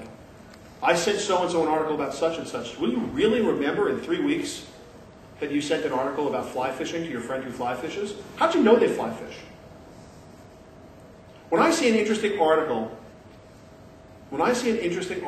about golf, I go to my contact management program and I keyword my meta tag golf clients and friends. And a list comes up. And that list is sorted by friends, colleagues, and clients. And then I sort that list based on who I know slices and who I know hooks. And then I sort that by whose short game sucks. And I send it to the 4 or 5 people. Phil Mickelson talking about the short game. I could send it to the one person I'm thinking about that moment, but I know I got 4 or 5 friends who have terrible short games. I know because I beat them all the time. Hey, want to beat me in golf? Let's a great way to tickle our relationship. Do I want to send that blind copy to them and email to myself? Wow, that's annoying. That's spam. Dear Harris, or Harris, check this out. Mickelson's talking about his lob wedge. I can send Mickelson's talking about his lob wedge to about 75 people. It will instigate 75 telephone calls or 75 email correspondences with people who I may have no other reason to talk to. What a nice way to do that. Or I could blind copy it to them and email it to myself and just piss them off that I spammed them. It's 2010. Tomorrow is 2010. Let's go. If you have a lot of stuff to send, then you want to send it using a real-life bulk email program. And there are 2 of them that are commonly available. I don't care for constant contact because I'm a BlackBerry user. Mostly, I have an iPhone, as I've told you. I can prove it. It's sitting here in there. Minding its own business. With a Mophie battery on it, so it lasts. I don't want to make any phone calls on it, but I would like it to last all day. But I need to BlackBerry optimize what I send out. I send out media bites every morning. It goes out to 500,000 people. All of you are welcome to subscribe to media bites at shellypalmer.com. But in order for me to give you a good experience on the BlackBerry, which is 5 lines of text every day, I don't want to have the little GIF HTML, little HTML bit about the GIF identifier. I don't want that at the top of the BlackBerry. That looks awful. Constant contact doesn't let you move that, so anybody on a BlackBerry is going to see a bunch of gobbledygook HTML for the first 5 lines of their BlackBerry message that you sent them. I think that's very disrespectful. Contactology puts that GIF file at the bottom of the file. It can't be moved either, but it's out of your way. So yeah, they're going to see ick, but they're not going to see ick till they're all done with your message. So to BlackBerry optimize a message, the only commercial bulk mailer that will optimize a message for BlackBerry and give an emotionally satisfying experience to a BlackBerry user is Contactology. Not exact target, not constant contact. None of the big guys, they all screw you. You can't move the pixel. Constant contactology just seem to understand. So if you're sending people, now 40% of the people that get media bites every morning, get it on a BlackBerry. So I didn't really have a choice. Last thing in this section, netiquette. You just have to be respectful of people. If you send too much stuff, if you post too many times a day, if you have too much Twitter going on, you have too much fun, if you are too noisy, if you're so enthralled with your own image that you decide what you have to say is that important, you are going to be breaking a really important protocol. You'd like to be aggressive without being anxiety-provoking. That's where all good sales lies. That's where all good communication lies. And lastly, these tools do not make us better. Just because you can doesn't mean you should. A great message can now be disseminated worldwide in just a few seconds, but a terrible message gets there just as fast. Being a fast communicator does not make you better, it just makes you faster. Respect the fact that you might actually have nothing to say. Respect the fact that no one may want to hear your stuff. Just makes you faster, doesn't make you better. We're going to take a 10-minute break. That's Amanda Peters right there. I would beg you for your business card if you have one, and I'll stand here for a little while. We'll be back in 10 minutes with the last section of Get Digital. If you are going to have a social media presence, a Twitter account, you're going to update your Facebook page, if you're going to do that, what's the goal? What's the strategic goal? Because if you don't have a strategic goal, that really is ambient noise. If you're not trying to add value and then translate that value into wealth, or translate that value, or not translate it, just bag the currency that gets you. My 18-year-old is at Hamilton. He was recruited for lacrosse, and he's a freshman there. When he was in high school, here in New York, he was at Dalton, and he played a lot of lacrosse. And he went to a site, lax.com, L-A-X.com, where they had 25,000 lacrosse players in forums, good old-fashioned forums and chat rooms. Fascinatingly, lacrosse players have sticks that they play lacrosse with, and their heads have meshes in them. The sort of lacrosse head is sort of like a mesh basket. This basket can be strung a lot of different ways, and some very decorative lacrosse heads exist, and all kinds. There's a whole business in stringing these heads, and there's an entire meritocracy and hierarchical meritocracy of people who do that. And there's some tools and there's some techniques, and they take pictures of them, and they dye the heads different colors, school colors, different patterns. Some airbrush them like they're automobiles. The Pimp My Lacrosse Stick is what this basically is. Some offer veneer wood over titanium shafts. It's a business. It's a culture. And my son Jared, my youngest son, used to love to string these heads in an interesting way, shoot a digital photo of it in like 5 different, full up, side view, 3/4 view, put them online, and then the kids would vote on which were the coolest ones. And there was this whole sort of street cred world, this whole world currency of respect and street cred in that lax bro kind of world. There was no money changing hands. There was passion, the currency of passion. There was the currency of street cred. And there was a meritocracy, who did the best. There was contextual advertising, but it wasn't really advertising. Someone would say, I used nylon string number such and such that you can get at Home Depot for $4.99. Try to find that in stock at a Home Depot after it got put up on lax.com, because there was no way to do it, and they just emptied the place out. But you couldn't plan that. That was contextual advertising by the people who were actually doing the work. A little micro world where the currency of street cred, the currency of passion, were spent and received. They were not necessarily translated into cash. They were just spent and received. So if I build a website, and I think I want to drive people to that website, I better have a real reason. Why am I driving them to the website? Now, everybody in ad tech's going to tell you conversion, and you're going to have a whole conversation about conversion. Well, that's great for a brand, that's great for a product. But what about you personally? What's the conversion at your website? You built one. I get that. Built the website. People come. Here's a kind of funny story. This is a little advanced advertising for this lecture series, but you guys are all at ad tech, so let's have the conversation. How many times has someone said to you, what do you think of my website? How do you like the way it looks? Do you like this website? That's the stupidest question you could ask. And if you ask the wrong question, you're guaranteed to get the wrong answer. It's a guarantee. No one gives a crap what your website looks like. What is the reasonable expectation a consumer has when they get there, and did you emotionally pay it off? Are they emotionally satisfied when they get there? Did the site do its job? And more importantly, the far more important question is, what's the conversion metric? They're coming to this site with they have an intention when they come to this site. Did you pay off that intention, and did you convert them? And can you measure that? Otherwise, why'd you make the website? What's it there for? We're not making art. This isn't about I have like some artistic thing I need to do. I'm going to make some pretty website. Website is a job. What's the website? What's the job of your personal website? What would be your conversion metric? Is it number of visits? Do you care how many people come to your personal website? Why would you? Now, do you care how you are perceived inside of your social network? The answer to that is absolutely. Do you care how you present online? The answer to that is absolutely.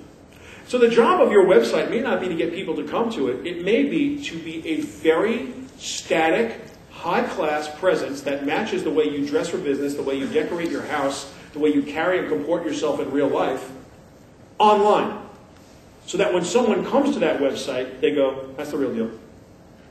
It may be one person that has to see that website, your new boss, your new client. It may have 4 visitors in its whole lifetime. But if they're the right 4 visitors, it's quality, not quantity. MTV has to have a metric called time spent on site. They sell attention to their advertisers. They have to have unique number of visitors. It matters to them because they package the number of visitors. They package the time spent on the site. They package their version of engagement and they sell it to advertisers. You don't do that. This is your personal website. What's its job? Do I really need someone to come to it? No. It needs to be kick-ass when the people who do come to it get there. That is a really different strategic objective for the site. Really different strategic objective. So it's doing something different than a commercial website will do, even though you're a commercial product. We talked about hardware to death. I don't want to talk about hardware anymore. Carry good, expensive, important hardware. If you can't afford expensive hardware, steal it. Let's see. Do I care about this right now? Anybody in this room still have a desktop and a laptop? Raise your hand if you do. Throw the desktops away. What, are you crazy? Get yourself a serious laptop, carry it with you. That's the whole story there. I just hate the idea of having to sync stuff up. I just hate it. So everything I know in the world, if you steal this laptop, it's password protected and it self-destructs and kills you, and then the acid will burn you like Alien, and you'll die. But, because it's got its own defense mechanism, because I needed it to. But everything on my whole planet is on this laptop. Absolutely everything. I just absolutely hate the idea of having to sync a laptop and a desktop, and I never got it right. I'm never in the right place. And even with back to my Mac, and even with the screen share, and even with all that stuff, it's such a pain in the ass if it's not all in one place. Laptops are super powerful. If you're a Windows person, I can't believe I'm about to say this out loud. Windows 7 doesn't suck. Okay, now I've said it. I mean, it doesn't suck more than XP sucks.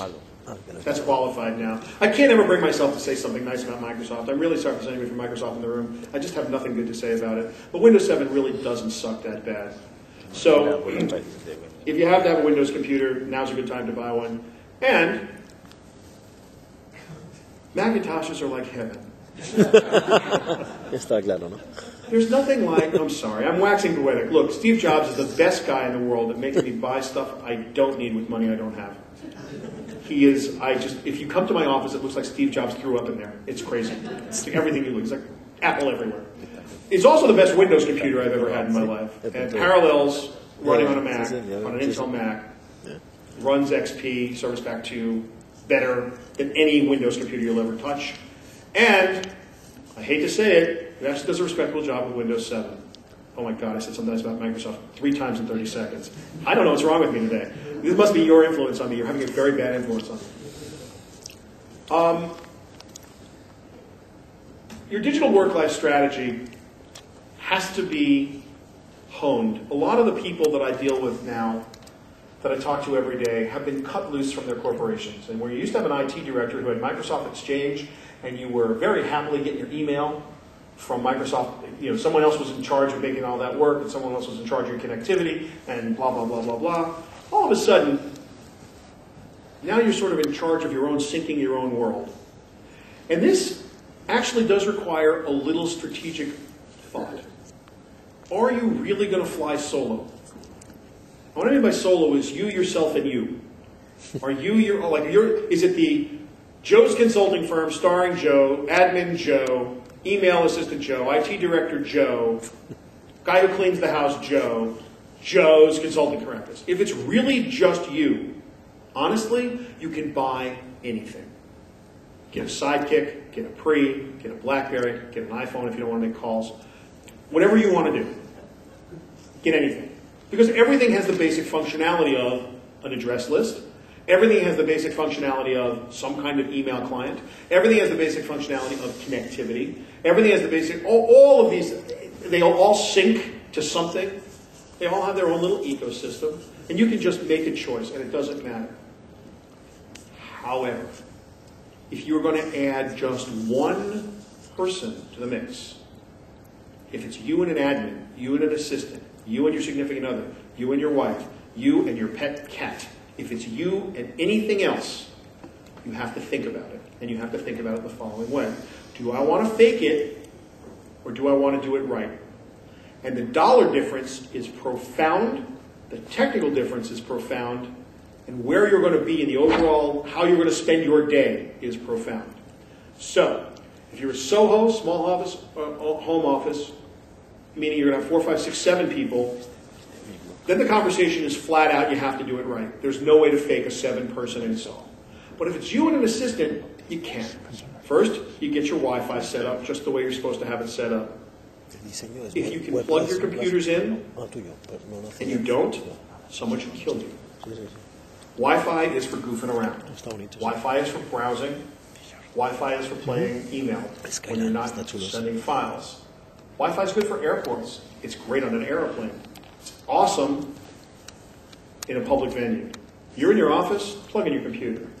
Connection is going to be a lot better, a lot faster, and you're going to move files around in a way that is non-casual. A gigabit backplane Ethernet connector, stick it in your computer, or you're going to have a Wi-Fi connection? Come on.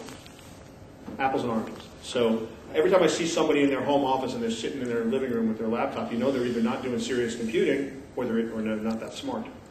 You got a connector in your house, throw an Ethernet cable in your computer. It'll allow you to move files 3 times as fast, 4 times as fast as you get on your Wi-Fi.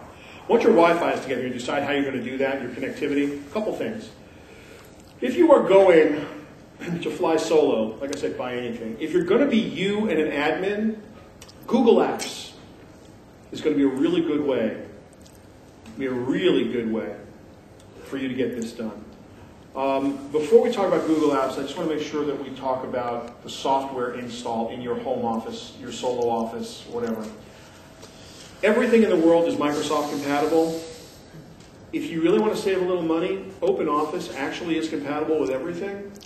But you need to know Microsoft Office, and you need to have immense compatibility. And unfortunately, DOCX documents are not worldwide compatible. So the new versions of Office, which are put the latest extensions on, they're fun to have if everyone in your office is updated, but if you have to interact with the Fox organization or anyone in News Corp, they're still running IE6.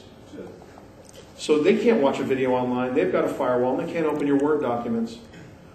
So you really have to have Office 2003 compatible Word documents right now. OpenOffice will do it. Any .doc will do it. If you're going to have your own home office, if you're going to be your own person, if you're going to work in the world, you're going to send documents, they have to be Word documents and they have to be DOCs. These guys do it really well. If you're running your own solo shop or you in a 2-person shop, Google Apps is killer.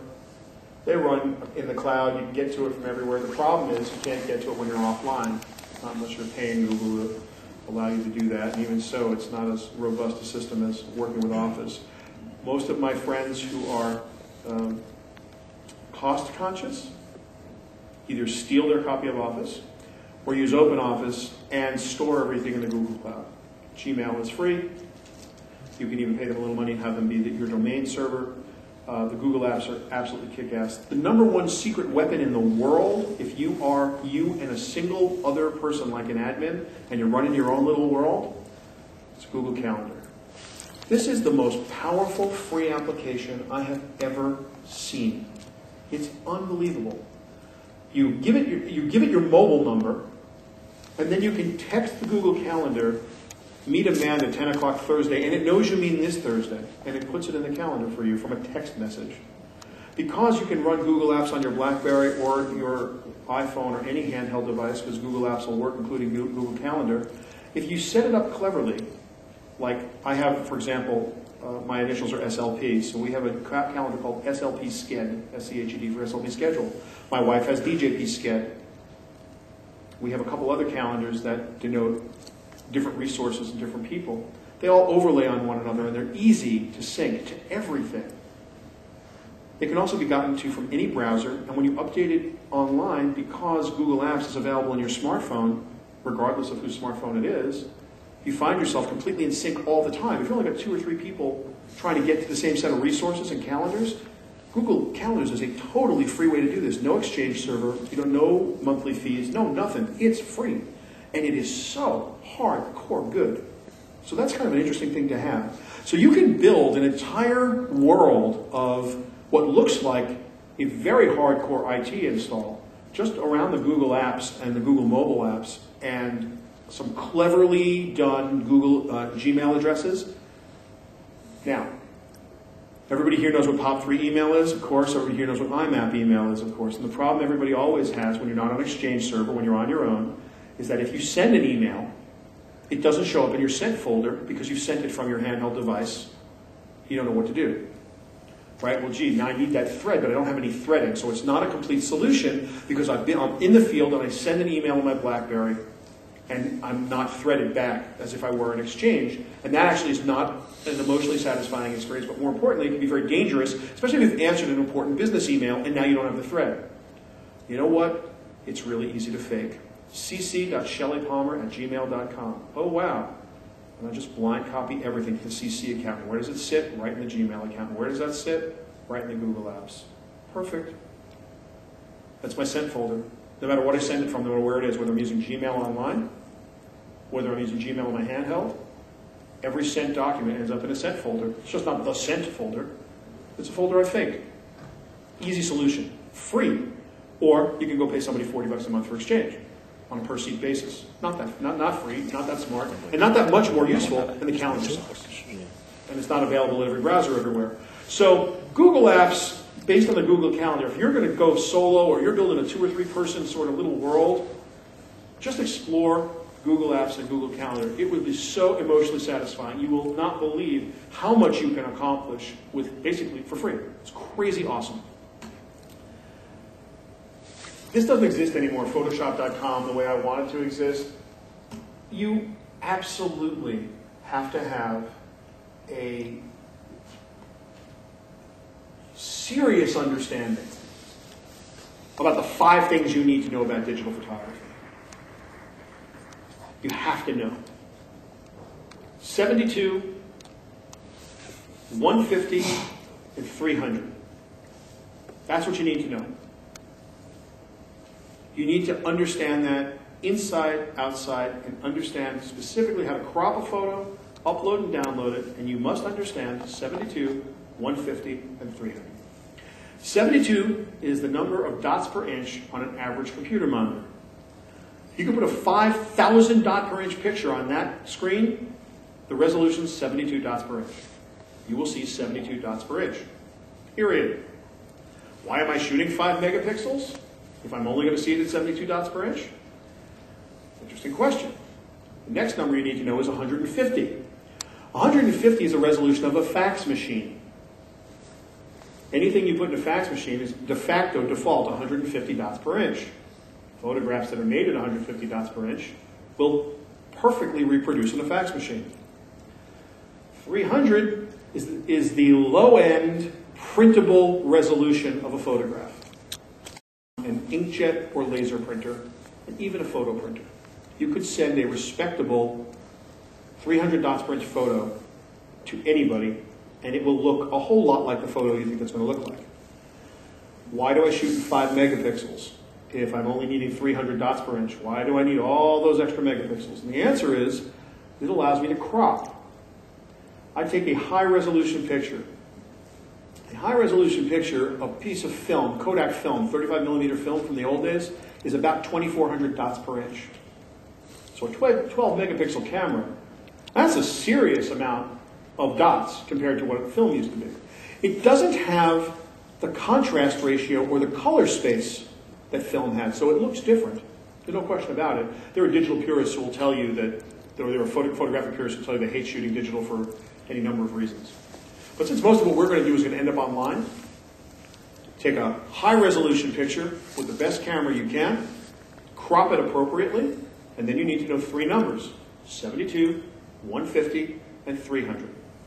If you store the raw image, that's a great thing to do. If you ever plan to really print it on photo paper, if you ever need it to be retouched, you want to work in the densest, best, highest resolution picture you can. That's the raw footage itself, all 12 megapixels. If you're going to print it somewhere, like a PowerPoint presentation that's going to end up on a laser printer as a leave behind, it has to be a 300 DPI dot per inch resolution. It has to be. If you take a 72 DPI thing you stole, and everybody's probably done this, you snag an image from the web, you just kind of right-click it and pull it off to your folder, you decide to snag an image from the web, and you throw it in a PowerPoint. It looks okay. Then you print it out. It looks all pixelated. Wow, why does that look so yicky? Because the resolution's too low. 300 dots per inch for PowerPoint, for printing on any kind of printer. 150 if you're going to fax. 72 is absolutely the total maximum resolution you need if it's going to just be viewed on a screen. If you're 100% sure that what you're going to do is only ever going to be on a screen, you are totally golden at 72 DPI. Some people will go as high as 96 DPI. There is a device that 2/3 of the people in this room are holding in their pockets. That's 2.5 times the resolution of 72 DPI.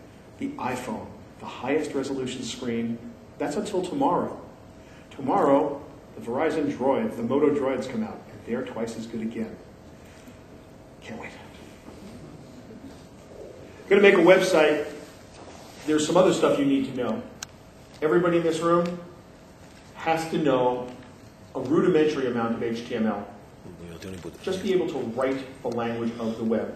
XHTML is actually the current language of the web, but the language of the web, being HTML, you need to be able to write a tagged, a bold tag, a strong tag, an italics tag. You need to be able to put an href in. It's going to take you all of 15 minutes to learn to write rudimentary HTML. There are 1,000 tutorials on the web. If you have a MySpace page, if you are going to update something and they don't happen to have a WYSIWYG, what you see is what you get editor, and you want to do something that's formatted, put a bullet point list. Do anything that's rudimentary in the World Wide Web, and you don't know some rudimentary HTML, you're not employable in 2009. You just have to have a certain baseline. It's going to take you 15 minutes to get it under your belt. Just have it. If you absolutely have to go WYSIWYG, there are a million programs. Dreamweaver's an expensive one. They have little sites like Homestead. You can do a free install of a thing called .NET Nuke. There's a million what you see is what you get versions on the web. And you should be able to find a tool set. Front page used to be okay. Actually, if you're doing emails that are HTML, Front Page is a really phenomenal program and you find a copy of it, because if you do an email, nothing, no div tags can go into email. Email programs hate that. So when you're sending real HTML email, it needs to do things that you'd never do on a website. For example, you'll nest tables together in order to create spaces in an email. And every email program will think, bulk email program will think that's okay. Try that on a website. The website's going to choke and be all clunky. But in an email, if you put a div tag, almost every spam filter will think it's spam. So if you want to have a compatible email in HTML, you have to go back to the way you would have written HTML in 2003. Real HTML, not XHTML. Just a little aside. Well, we absolutely need to know this, right? Choices, choices, choices. Chrome, Firefox, Explorer. If you thought that you had browser compatibility problems before, now life's a nightmare. It's just a nightmare. You have to decide who your customers are, personal customers. Do you care if someone can't see your website? Do you care if someone can't watch a video you make? I tend not to, which means that the entire News Corp hierarchy, no one in the Fox television organization can see anything from Shelly Palmer. It's kind of not acceptable. They have IE6. I know that sounds crazy, but they do. And so when I send media bites every morning, they have to watch it. They can't watch it on YouTube. They can't watch it, and they can't open the embedded file. They can't get through the firewall, and IE6 won't play it. What do you do? Don't get caught up in, wow, I can be IE8 compatible, and I can do all this cool stuff. If you want to really understand, throw something like the free Google Analytics on your personal website, and just look at the way who's got what browser when they open them. You'll be stunned. Your close friends, the people that are in the business with us, they're all teched out. But, it's entirely possible your mom won't be able to open your emails. One last thing. This is my favorite subject. I always get kind of excited about this, and I'm going to try and just maintain a little decorum here. I got my first Fujitsu scanner about 2 years ago. I scan everything. I'm a scanning fool. Everything is scanned. It's crazy.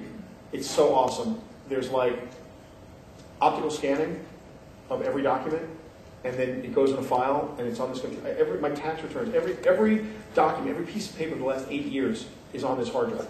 Encrypted like a mother, but it's on this hard drive. I can get to anything, anywhere, anytime. It's so much fun.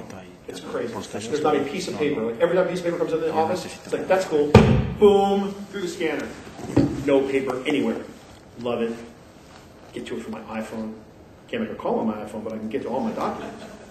Love it. Yes, I use send-to-fax. Other people use e-fax. This is kind of like, I keep thinking I got to let this thing go. Yesterday, the radio syndicator that syndicates my Media Bites radio show sent me our new contract. Don't you think he faxed it?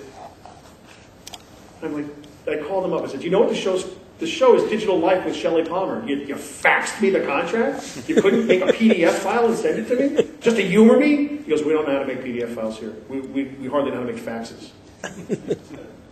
If you knew the number of deals in the media business that were on thermal fax paper with Sharpie, and the Sharpie's bleeding into the thermal paper, and as they put them in hot file rooms, and the thermal paper starts to bleed, and you almost can't read the contracts. I think they do that on purpose, because they just want anybody to know what those contracts say after about 4 years. It's crazy. Last thing I'm going to leave you with, we live in a world that is all clouded up right now. Cloud storage, cloud computing, cloud, cloud, cloud, cloud, cloud. On this computer, I am anal insane about backing it up. I just got finished telling you that every document for the last 7 years is on this hard drive. My whole life is on this hard drive. Don't for 1 second think that this is the only place that it is. Macintoshes, of course, have time machines, so that's a given. All right, it's backed up immediately locally. But it's also backed up to the Amazon cloud at AWS. It's also backed up to my own server. This thing is backed up 47 different ways. Back up early and often. The average life of a hard drive, about 3.5 years. 4 years tops. You got a computer that's 3.5, 4 years old, you decided not to buy a new one because the economy's a little tough, and you're not backed up, you're playing with fire. You get $3,000 worth of music and videos on your hard drive and you don't back it up, what are you going to do? You're gone. That's toast. No hard drive is ever going to last over 5 years, no matter what it is. So, forewarned is forearmed. This is my favorite service. There's no question about it. They have Jungle Drive, or Jungle Disk, is their consumer product. It's not inexpensive. They charge you a transfer fee to move the stuff up there, and they charge you a storage fee. But in the overall scheme of your life, putting stuff up in the cloud with Jungle Disk is really easy. And it's something you should just, and the software automates for you, whether it's Mac or PC, so you can just, overnight, you go 90-90, you just tell this thing, 1 o'clock in the morning, go. It'll take a couple days to get your whole hard drive up there, and then it just trickles up all the stuff you change every day, and it just happens. And it's just there. It's just, and I wouldn't use it as my primary backup. I just use it as my backup. It's one of, if you're Mac, it's Time Machine. If you're Windows, get a backup program and just throw the thing. It should be sitting next to your computer. Just plug it in, a little USB drive. A terabyte of storage is only a few $100s now. And if you want to know what you should buy, you should be buying a Glyph, G-L-Y-P-H 062E, 3 terabyte drive, about $500. It's RAID 1, which means it's going to be a 1.5 terabyte per side mirrored drive. You can write to it with all the confidence in the world because your data there will be secure. Use it to back up your hard drive, to back up your all your computers, and then take the entire computer and at night simultaneously or sequentially back it up to Jungle Disk in the Amazon cloud.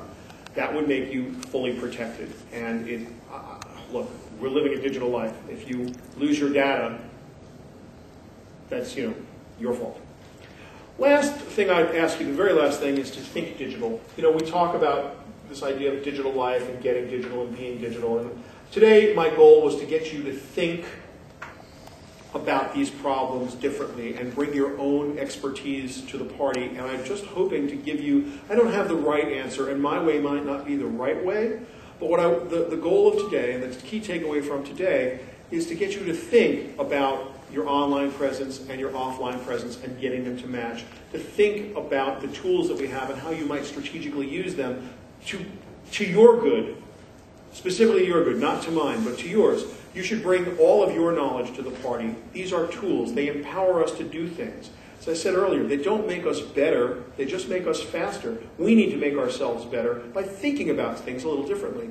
These tools these enabling technologies enable behaviors that were not possible before. And they enable other behaviors that were possible but weren't practical. Just like bulk mail didn't become practical until the high-speed laser printer really was deployed in the 60s, the idea of you being a publisher wasn't real until you could put out a 140-character tweet and have it picked up by 1 million people. You could always get your idea heard and read and thought by 1 million people. That was always inside your capability. The example is really simplistic. The idea was so powerful, people committed treason, picked up weapons, and fought the British out of the United States. A revolution came from a powerful idea. They didn't have any social media. Oh wait, yes they did. They had the same social media that you are expert in. Interpersonal communication. So now we have an enabling technology that makes that faster, and if you've got a great idea, it's going to travel very quickly.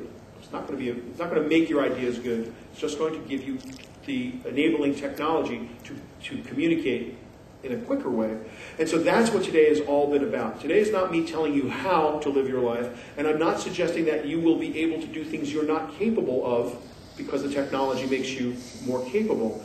What you are going to be able to do is think about the world a little more strategically, think about the tools a little more strategically, and place yourself in the center of this enabling technology and decide how you are going to use it to make a whole lot of money and also to prosper and profit. And with that, I'll thank you all very much and look forward to seeing you next time. If you haven't given me your business card, I'd love to have it.